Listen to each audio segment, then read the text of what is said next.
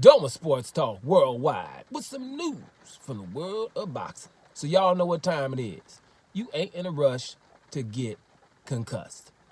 Now in the world of boxing, with all the bad news that goes on over and over and over with, just a lot of stuff we just have in boxing. Sometimes, boxing, it's not looking too good with boxing right now, y'all. It's a lot of stuff going on, man. That's a little bit negative. So let's bring some positive into it. The year 2025 is starting off with a bang, y'all. Start off with a bang. Because I've talked about it. The David Morrell versus David Benavidez fight is huge. It's between two real good fighters. Two fighters who are real good. And they got, one of the fighters that you guys say is one of the best fighters that's still in your top 5 pound for pound on shook for over 2 years. Right, both of those fighters. So we're gonna get that fight at the beginning of February, and I think a pretty good card is gonna be there as well. So that's just huge, So you really, we're waiting for February for that one. You know what I'm saying? But what we're hearing from the guy Turkish Alashi, the one that I told y'all gonna be banned in the USA. He gonna be banned soon, man. But the thing is, Turkish Alashi, because I told you, man, the dude got enough money to make fights happen and make the people who don't even take a Turkey Al-Sheikh offer look just ridiculous, right? In the open, in daylight, right? Man, ain't nobody gonna be hiding it. So, he's gonna plan some stuff on the 22nd of February.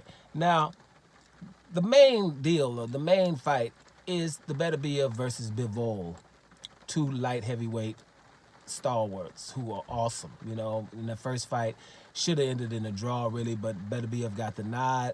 Bivol, to me, is still a better fighter, even after a loss. And both of them should be in the top 5 or top 6 pound for pound. Both of those fighters. That's how good they are. And to have a rematch so quick, it's just something that we don't see in boxing so much. And I just think it's awesome that we can look forward to February, end of February, somewhere in the middle, 22nd is what I'm hearing.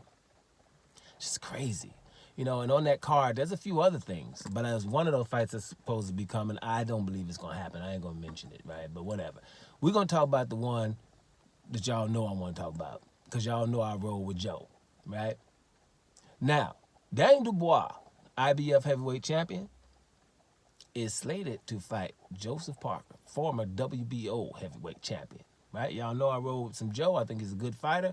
Daniel Dubois is obviously proven of late. His form is ridiculous. You don't just beat a 300-pound Jarrell Miller like that. You don't come on top of Filip Hrgović. Even though I think that the Hrgović fight, if they fought again, I got Hrgović. But I ain't going to get into that. But Dubois came out on top. And he knocked the Anthony Joshua the hell out. That's a good run. And for some of those, they think he was, treated not correctly in the fight against Alexander Usyk. They feel like he knocked Usyk out to the body. I'm not one of them. But, hey, there's, last 4 fights, there's some good positive things you could say about Daniel Dubois. So Joseph Parker got it all to do. Now, Joseph Parker, I remember I bet on Joseph Parker when it was 7-1 odds against Anthony Joshua. And I didn't win that. Now, they better not have no stupid odds with Joseph Parker being an underdog versus Daniel Dubois.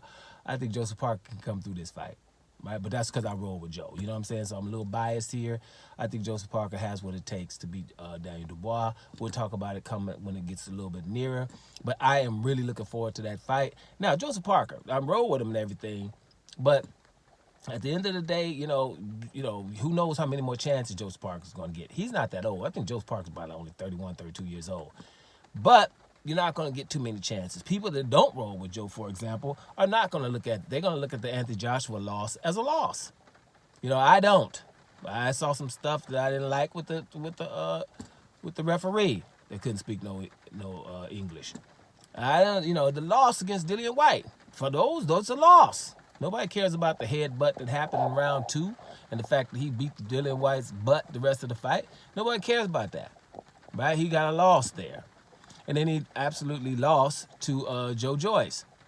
So nobody's going to really care, if he should get another shot.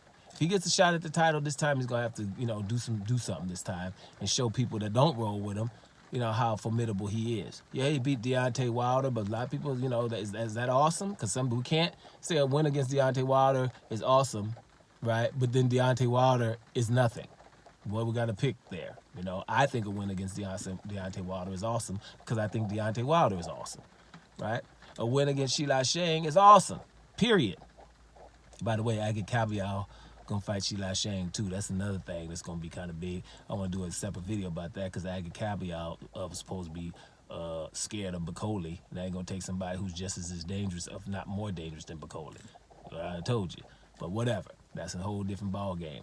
By the way, the whole bottom line is this: your boy Joseph Parker about to take on Daniel Dubois for the IBF championship. I am ready for this fight.